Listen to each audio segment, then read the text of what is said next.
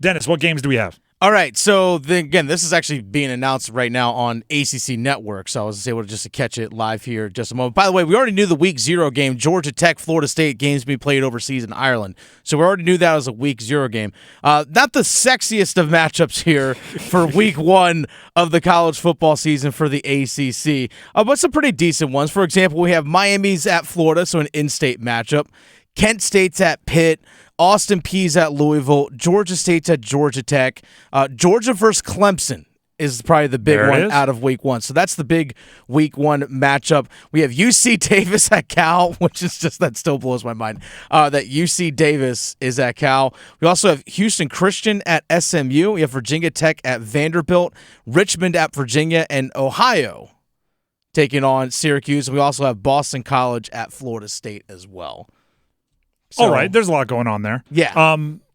Obviously, Clemson, Georgia, that's the one everybody's going to be talking about. That's the biggest and most important deal, and I get it. Here's a little quick take on that. Georgia's going to be favored. They should be favored. Georgia's been very good. All right, we just got the email, by the way. Yes, we got it. So those are actually the Saturday and Monday games, but we do have the Thursday and Friday games. This is actually where the state of North Carolina actually comes in. So Week 1 Thursday games, we have North Carolina on the return trip to Minnesota. NC State takes on Western Carolina. Wake Forest takes on North Carolina A&T, a triad matchup.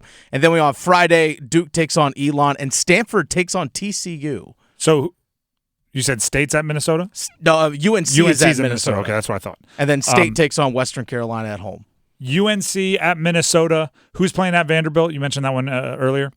That one matters. And Virginia Tech. Virginia Tech at Vanderbilt and Clemson at Georgia.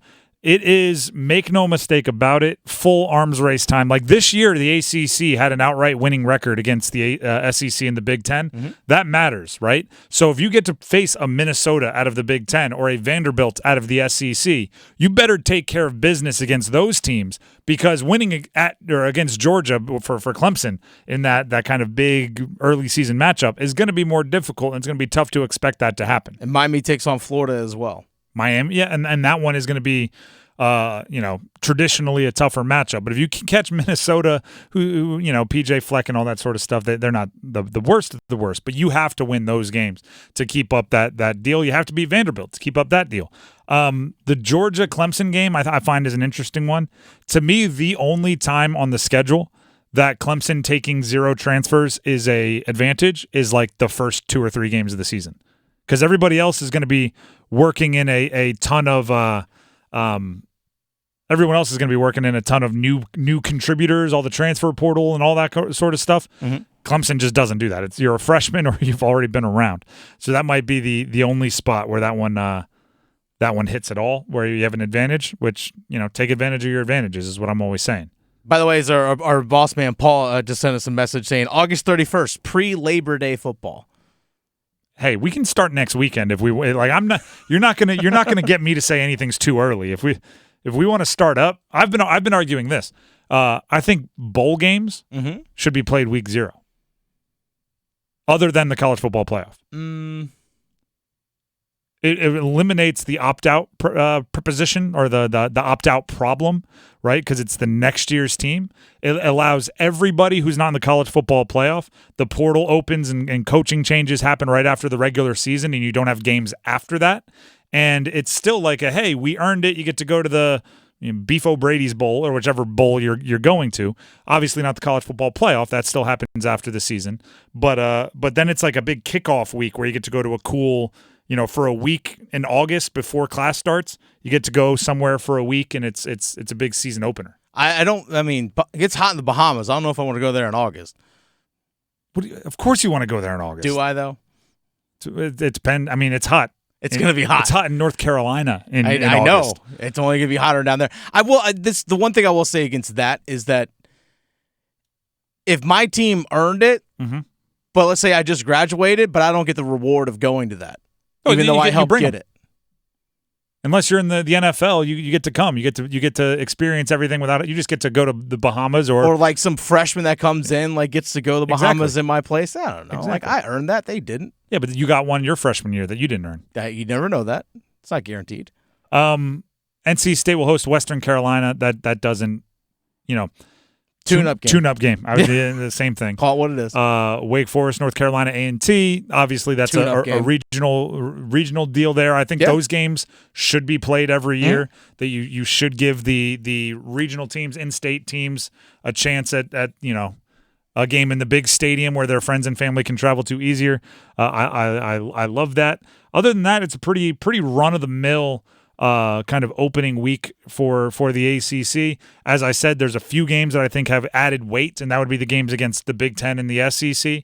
Other than that, it's take care of business. It's get yourself tuned up, and it's win the game. And as we brought up, Florida State and Georgia Tech over in Ireland, that one will be just kind of a cool matchup with Green Hills and cliffs and stuff nearby. I mean, not many true road games you could probably say in this one as well for ACC. I mean, other than Carolina going to Minnesota, true road game. Virginia Tech at Vanderbilt, true road game. Boston College at Florida State, true road game. And then Miami at Florida, true road game.